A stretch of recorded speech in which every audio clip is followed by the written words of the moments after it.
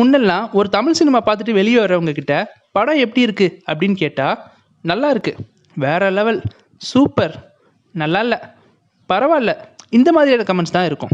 ஆனால் இப்போது குறிப்பாக சொல்லணும்னா 2011க்கு அப்புறம், அதாவது நியூ வேவ் டைரக்டர்ஸ் அப்படின்னு சொல்லக்கூடிய ஷார்ட் ஃபிலிம் மூலமாக சினிமா இண்டஸ்ட்ரிக்கு வந்தவங்க, அவங்களோட வருகைக்கு அப்புறமா இது அந்த ஹீரோவுடைய படம்னு பார்த்தா நல்லா இருக்கு, பட் அந்த டேரக்டருடைய படம்னு பார்த்தா ஆவரேஜ் தான் அப்படின்ற கமெண்ட்ஸ் பரவலாக இருக்குது.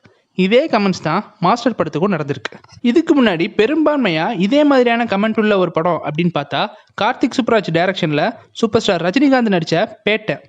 இதுக்கெல்லாம் காரணம் என்ன அப்படிங்கிறத முதல்ல பார்த்துட்டு அதுக்கப்புறமா மாஸ்டர் படத்தோட ஸ்க்ரீன் பிளே அனாலிசிஸ்குள்ளே போகலாம். தமிழ் இயக்குநர்கள் மட்டும் இல்லாமல் தமிழ் ரசிகர்களும், அதாவது சினிமாவில் பெருசாக இன்ட்ரெஸ்ட் இல்லாத ரசிகர்களும் உலக சினிமா பார்க்குற காலம் இது.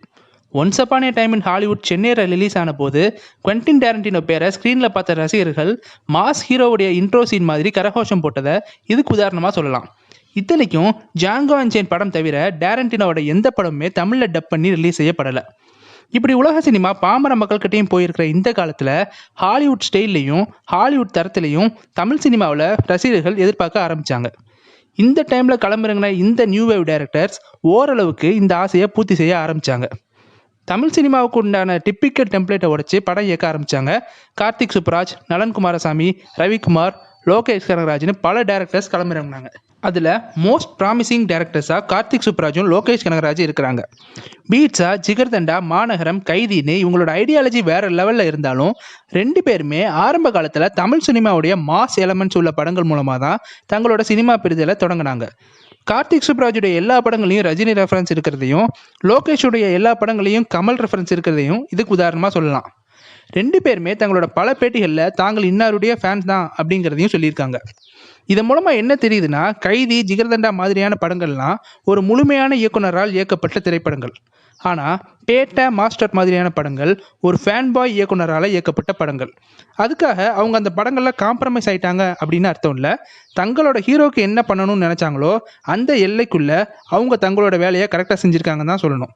ஸோ இந்த முழுமையான இயக்குனருக்கும் ஃபேன் பாய் இயக்குனருக்கும் இடையே உள்ள வித்தியாசம் படத்தோட ரசிகர்களின் பார்வை தான் நிர்ணயிக்குது.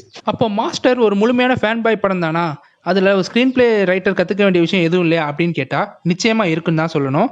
அது என்னென்ன அப்படிங்கிறத இப்போ நம்ம பார்க்க ஆரம்பிக்கலாம். ஃபஸ்ட்டு நம்ம பார்க்க போகிறது முரண்பாடு அப்படின்னு சொல்லப்படுற கான்ஃப்ளிக்ட்.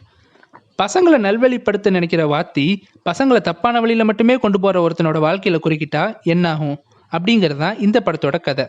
ஒரு கமர்ஷியல் சினிமா திரைக்கதைக்கு தேவையான முக்கிய தேவைனா அது முரண்பாடு. அது இந்த திரைக்கதையில் சிறப்பாகவே அமைஞ்சிருக்குன்னு சொல்லலாம். வழக்கமாக ஒரு ஹீரோவோடைய வாழ்க்கையை தான் வில்லன் குறுக்கிடுற மாதிரியான படங்கள் வந்திருக்கு. பட் இந்த படத்தில் ஒரு வில்லனோட லைஃப்பில் ஒரு ப்ரோட்டகனிஸ்ட் குறுக்கிடுற மாதிரி இருக்கும். அடுத்த முரண்பாடு என்னன்னு கேட்டால், குடும்ப பாதுகாப்பு, சமுதாய பாதுகாப்புன்னு இருக்கிற ஸ்டூடெண்ட்ஸுக்கு காலேஜ் ப்ரொஃபஸராக இருக்கிற ப்ரோட்டகனிஸ்ட் இது எதுவுமே இல்லாத சீர்திருத்த பள்ளிக்கு ப்ரொஃபஸராக போனால் என்னென்ன பிரச்சனை எதிர்கொள்ள வேண்டியிருக்கும் அப்படிங்கிறது தான் இந்த படத்தோட ரெண்டாவது கான்ஃப்ளிக்ட். அடுத்ததாக நம்ம பார்க்க போகிறது வில்லனுடைய character sketch. Better the villain better the movie அப்படின்ற ஆல்ஃபிரட் ஹிச்காக்கோடைய குவாட்ஸ் படி இது வரைக்கும் விஜயோடைய மாஸ்டர் பீஸ் படங்கள்னு சொல்லக்கூடிய படங்களில் கூட இந்த அளவுக்கு ஸ்ட்ராங்கான ஒரு வில்லன் கதாபாத்திரம் அமைஞ்சது கிடையாது. ஒரு கெட்ட கதாபாத்திரம் வெறுமன கெட்டவன் மட்டும் சொல்லாமல் அதற்கான பின்னணியும் சொன்னால் மட்டும்தான் அந்த கதாபாத்திரம் வலுவோடு இருக்கும். அந்த வகையில் இந்த பவானி கதாபாத்திரம் இந்த படத்தில் மட்டும் இல்லாமல் தமிழ் சினிமாவிலேயே one of the best villain அப்படின்னே சொல்லலாம். குறிப்பாக அந்த இரும்பு கை கான்செப்ட் கமர்ஷியல் சினிமாவுக்கான எக்ஸாசரேஷனாக இருந்தாலும் கூட படத்தோட கணக்கச்சிதமாக பொருந்தியிருக்கும். அடுத்ததாக பார்க்க போகிறது ஹீரோவுடைய டிரான்ஸ்ஃபர்மேஷன். ஸ்க்ரீன் பிளே ஃபார்மேட்டில் சொல்லப்படுற கேரக்டர் ஆர்க் அப்படின்ற விதிக்கு இந்த ஜேடி கதாபாத்திரம் கச்சிதமாக பொருந்தியிருக்கும். ஒரு குடிகார ஹீரோ ஒரு சம்பவத்தால் திருந்தி குடிக்கிறத நிப்பாட்டுறான் அப்படிங்கிறது பல படங்களில் வந்தாச்சு.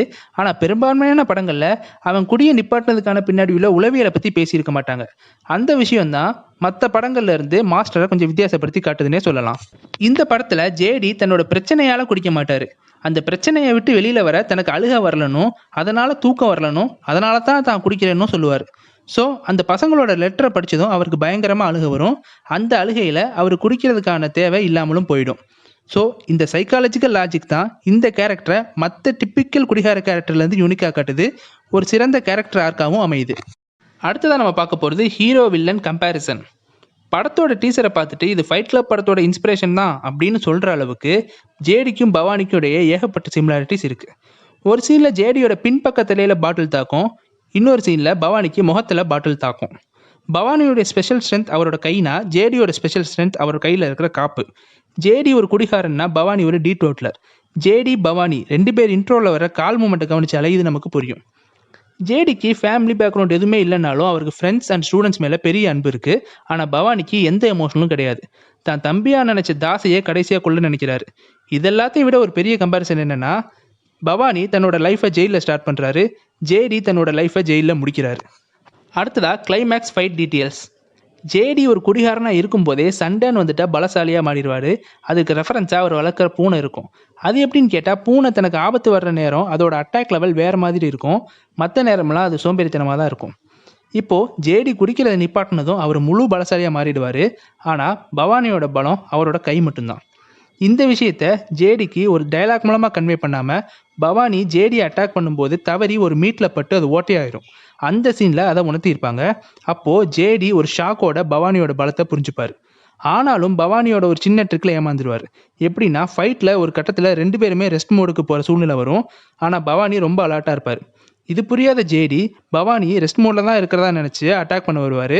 அப்போது பவானியோட அட்டாக்ல வீழ்ந்துருவார்.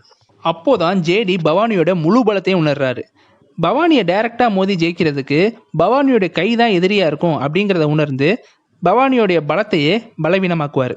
இந்த சீனை பார்க்கும்போது உங்களுக்கு இறுதி சுற்று செங்கிஸ்கான் ஸ்டோரி ஞாபகம் வர்றது தவிர்க்க இயலாத ஒன்று. அடுத்ததாக நம்ம பார்க்க போகிறது importance of non living object. இந்த படத்தில் மட்டும் இல்லாமல் லோகேஷ் கனகராஜுடைய எல்லா படங்களையுமே நான் லிவிங் ஆப்ஜெக்ட் ஒரு இம்பார்ட்டன்ட் ரோல் ப்ளே பண்ணும். மாநகரம் படத்தில் சர்டிஃபிகேட், கைதி படத்தில் கம்மல். அந்த வகையில் இந்த படத்தில் ஜேடியோடைய காப்பும் அந்த சின்ன பசங்களோட லெட்டரும் தான் இம்பார்ட்டன்ட் ரோல் ப்ளே பண்ணும். இந்த நான் லிவிங் ஆப்ஜெக்ட்டுக்கு இம்பார்ட்டன்ட் தர ஐடியா தனக்கு கேஸ்டவே படத்துலேருந்து கிடைச்சதா லோகேஷ் ஒரு பேட்டியில் சொல்லியிருப்பார். ஸோ இதுதான் நான் உங்ககிட்ட ஷேர் பண்ணணும்னு நினச்ச மாஸ்டர் படத்தோடைய ஸ்க்ரீன் பிளே அனலைசிஸ். துப்பாக்கி படத்தோட ரீமேக்கான ஹாலிடேல டைட்டில்லையே படத்தோட பிளாட்டை சொல்லியிருப்பாங்க. அந்த படத்தோட டைட்டில் என்னன்னா, holiday a soldier is never off duty. அதாவது சோல்ஜருக்கு எப்பவுமே ஹாலிடேங்கிறது கிடையாது. இதைத்தான் அந்த படத்தோட டைட்டிலே சொல்லியிருப்பாங்க. ஆனாலும் துப்பாக்கி அப்படின்ற பேர்லையும் படத்தோட பிளாட்டை பற்றி சொல்லாமல் இல்லை. எப்படின்னா, மொத்த படத்துலையும் டெரரிசமை ஒரு ஹேண்ட்கன் மூலமாக தான் மேக்ஸிமம் டீல் பண்ணியிருப்பாங்க. 12 மேன் ஷூட் அவுட்டாக இருக்கட்டும், ஜெகதீஷ் தன்னோட தங்கச்சி உட்பட மற்ற பொண்ணுங்களை காப்பாற்றுற சீன் ஆகட்டும், கிளைமேக்ஸில் வில்லனை ஹேண்டில் பண்ணுறதா இருக்கட்டும், எல்லாமே ஒரு ஹேண்ட்கன் வச்சு தான். ஹாலிடேக்கு ஊருக்கு வர்ற ஆர்மி மேன் இங்கே வந்தும் தன்னோட வேலையை கண்டினியூ பண்ணுறது தான் துப்பாக்கி படத்தோட பிளாட். தன்னோட ஹாலிடேயை என்ஜாய் பண்ண வர ஜெகதீஷ்க்கு ஒரு சூழ்நிலையில் ஒரு திருடனை பிடிக்க வேண்டிய சுச்சுவேஷன் ஏற்படுது. அந்த சுச்சுவேஷன்ல ஒரு திருடனுக்கு பதிலாக ஒரு தீவிரவாதியை மாற்றான். அந்த தீவிரவாதியை ஜெகதீஷ் போலீஸ்ல பிடிச்சி கொடுக்குறாரு. ஆனா அவன் தப்பிச்சிடுறான். அதை பார்த்த ஜெகதீஷ் அவரை கடத்தி விசாரிக்கும் போதுதான் மும்பைல 12 இடத்துல ஸ்லீப்பர் செல்ஸ் மூலமா பாம் வைக்கிற விஷயத்த கண்டுபிடிக்கிறாரு. இதை தன்னோட டீம் மூலமா தடுக்கிறாரு. இதை தடுத்தா அந்த ஸ்லீப்பர் செல்ஸ்ல பின்னாடி இருக்கிற மாஸ்டர் மைண்ட் வெளியே வருவான் அப்படின்னு சின்னதா ஒரு கால்குலேட் பண்றாரு. அதே மாதிரி அந்த மாஸ்டர் மைண்ட் வெளியில வர்றான். இதுக்கப்புறம் என்ன நடக்குது, ஜெகதீஷ்க்கும் அந்த மாஸ்டர் மைண்டுக்கும் பின்னாடி நடக்கிற மைண்ட் கேம் என்னென்ன அப்படிங்கிறது தான் இந்த படத்தோட மீதி கதை. இந்த படத்தோட ஜெகதீஷ் கேரக்டர் அதை பத்தி பேசணும்னா, இது ஒரு கூலான எமோஷனலை கிளவரா ஹேண்டில் பண்ண தெரிஞ்ச ஒரு இன்டெலிஜென்ட் கேரக்டர். பொதுவாகவே நாட்டுப்பற்று, ஆர்மி இப்படியெல்லாம் பற்றி பேசுகிற படங்களில் பெரும்பாலும் நாட்டை பற்றி 1 மணி நேரம், நாட்டுப்பற்று பற்றி ஒரு 1/2 மணி நேரம்னு 2.5 மணி நேர படத்தில் 1.5 மணி நேரம் இதுலேயே போயிடும். அது மட்டும் இல்லாமல் அந்த படத்தோட கேரக்டர்ஸ் நாட்டுப்பற்றுன்னு வந்துட்டா உச்சக்கட்ட எமோஷனல் ஆகி தீவிரவாதியை பேசியே திருத்துறது அப்படிங்கிறது உட்பட ஏகப்பட்ட அபத்தமான செயல்களை செய்யும்.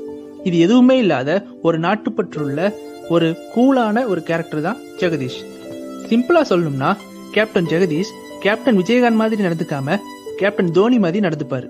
கேப்டன் ஜெகதீஷோட கேரக்டர் மட்டுமே இல்லாம இந்த படத்தோட மொத்த கண்டென்ட்டுமே கிட்டத்தட்ட இதே மாதிரியான ஒரு பாணியில தான் டிராவல் ஆகும். இதை எப்படி சொல்றேன்னா, இந்த மாதிரி கண்டென்ட் உள்ள ஒரு படத்துல தேசிய கொடியை க்ளோஸ்அப்ல காட்டாத ஒரே படம் இதுவா தான் இருக்கும் அப்படிங்கிறது என்னோட ஒப்பீனியன். தான் பிடிச்சு கொடுத்த தீவிரவாதி ஹாஸ்பிட்டல்ல இருந்து தப்பிக்கும் போது சுத்தி இருக்கிற எல்லாருமே பதட்டம் வராங்க.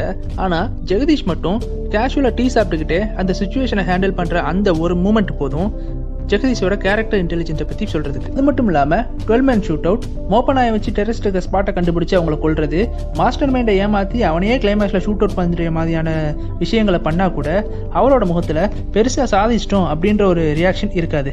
அதுக்கு மாறா வேலை முடிஞ்சிச்சு, போய் வீட்டில் போய் ரெஸ்ட் எடுக்கலாம் அப்படின்ற மாதிரியான ரியாக்ஷன் மட்டும்தான் அவரோட ஃபேஸ்ல இருக்கும். அதே நேரத்தில் தான் பிடிச்சு கொடுத்த தீவிரவாதியை ஹாஸ்பிட்டல்லேருந்து தப்பிக்க வச்ச செக்யூரிட்டி ஹெட் கிட்ட ஒரு ஆர்மி மேனோட தியாகத்தை சொல்கிறது, தன்னோட தங்கச்சியோட உயிரை பணைய வச்சு தான் தீவிரவாதியை பிடிக்க போகிறேன் அப்படின்ற ஒரு விஷயத்த தன் ஃப்ரெண்டு கிட்ட சொல்கிறது, உயிரே போனாலும் பரவாயில்ல அப்படின்ற சூழ்நிலையில் வில்லன் கிட்ட மாட்டிக்கிட்டு அதுக்கப்புறம் தான் செத்தா தனக்கு அவமானம் ஏற்பட போகிறது மட்டும் இல்லாமல் நாட்டுக்கே ஏற்பட போகிற ஆபத்தை உணர்ந்து தான் சாகக்கூடாது முடிவெடுக்கிறது அப்படின்னு ஏகப்பட்ட விஷயங்களில் தன்னோட எமோஷனில் கிளவராக ஹேண்டில் பண்ணி ரொம்ப கண்ட்ரோல்டாக இருப்பார் ஜெகதீஷ். இப்படி பாசிட்டிவான சுச்சுவேஷனாக இருந்தாலும் சரி, நெகட்டிவான சுச்சுவேஷனாக இருந்தாலும் சரி, தன்னோட எமோஷனலை முழுக்க கண்ட்ரோல்டாக கிளவராக ஹேண்டில் பண்ணுற அந்த ஒரு விதம் தான் எந்த ஒரு கிரிட்டிக்கலான சுச்சுவேஷன்லையும் ஜெகதீஷை ஒரு புத்திசாலித்தனமாகவும் தெளிவான முடிவையும் எடுக்க வைக்குது. ஸோ இதுதான் ஜெகதீஷோட கேரக்டர் ஸ்கெட்ச். இந்த கேரக்டர் ஸ்கெட்ச் பற்றி சொல்லும்போது ஸ்க்ரீன் பிளே ஃபார்மேட்டில் கேரக்டர் ஆர்க் அப்படின்னு சொல்லுவாங்க. அதாவது ஒரு படத்தில் ஆரம்பத்தில் ஒரு கேரக்டர் எப்படி இருக்கோ கதையோட போக்கில் கொஞ்சம் கொஞ்சமாக மாறி கதையோட கிளைமேக்ஸில் கம்ப்ளீட்டாக வேற ஒரு ஆளாக மாறுறது தான் ஒரு தெளிவான கேரக்டர் டிசைன் அப்படிங்கிறத சொல்லுவாங்க. இதை தேவர் மகன், புதிய பாதை மாதிரியான படங்களில் ப்ரூவ் பண்ணியிருப்பாங்க. அந்தளவுக்கு பெரிய கேரக்டர் ஸ்கெட்ச் இல்லாட்டினா கூட தனி ஒருவன் படத்தில் ஆரம்பத்துலேருந்தே நிதானமாக இருக்கிற மித்ரன் தன்னோட ஃப்ரெண்டு இறப்புக்கு பின்னாடி ஒரு கண்ட்ரோல் இல்லாமல் மாறிடுவார். மஹிமா மறுபடியும் அவங்க நிதானமாக மாற்றுவாங்க. மினிமம் இந்த அளவுக்காவது ஒரு கேரக்டர் சேஞ்சஸ் இருக்கணும் அப்படின்னு சொல்லுவாங்க. ஆனால் துப்பாக்கி படத்தில் ஜெகதீஷோட கேரக்டர் எந்த இடத்துலையுமே சேஞ்ச் ஆகாமல் கடைசி வரைக்கும் ஒரு கூலான ஒரு பர்சனாக தான் இருப்பார். ஸோ இந்த மாதிரி ஒரு கேரக்டர் ஸ்கெட்ச் டிசைன் பண்ணி அதை சக்ஸஸ்ஃபுல்லாக மாற்றுறதுங்கிறது கண்டிப்பாக படத்தோட டைரக்டர் ஏஆர் முருகதாஸோட புத்திசாலித்தனம் தான் சொல்லணும். அதே மாதிரி இன்னொரு சுச்சுவேஷன், கூகுள் சாங் முடிஞ்சதுக்கப்புறம் ஜெகதீஷ்க்கும் நிஷாவுக்கும் இடையில கிஸ்ஸை பற்றின ஒரு கான்வர்சேஷன் வரும். அதோட எண்டில் ஜெகதீஷ் நிஷாவை கிஸ் பண்ண போகும்போது ஒரு விஷயம் அவருக்கு ஸ்ட்ரைக் ஆகும். அது என்ன விஷயம்னா, ஸ்லீப்பர் செல்லுடைய மாஸ்டர் மைண்ட் எப்படி தன்னை தேடி வருவான் அப்படிங்கிறத அவர் கண்டுபிடிக்கிற விஷயம். இந்த சீன் நடக்கிறதுக்கு 2 சீன் முன்னாடி தான் ஜெகதீஷ் தன்னோட ஃப்ரெண்டு கிட்ட 12 மேன் ஷூட் அவுட்டில் நம்ம ஏதாவது ஒரு க்ளூ, ஒரு ஓட்டை மிஸ் பண்ணியிருப்போம், அதை வச்சு தான் அந்த மாஸ்டர் மைண்ட் நம்மளை தேடி வருவான். அப்படி அவன் எந்த க்ளூவை வச்சு நம்மளை தேடி வர்றாங்கிறத அவனுக்கு முன்னாடி நம்ம யோசிச்சிட்டோம்னா அவனை ஈஸியாக பிடிச்சிடலாம் அப்படின்னு சொல்லியிருப்பாரு. அது என்ன க்ளூ அப்படின்னு அவர் யோசிக்கும் போது அவருக்கு எந்த ஒரு விஷயமும் ஸ்ட்ரைக் ஆகாது. ஆனால் இப்போ அவர் நிஷாவை கிஸ் பண்ண நெருங்கும் போது டக்குன்னு அவருக்கு அட்டன் பண்ண மேரேஜ் ஞாபகம் வரும்.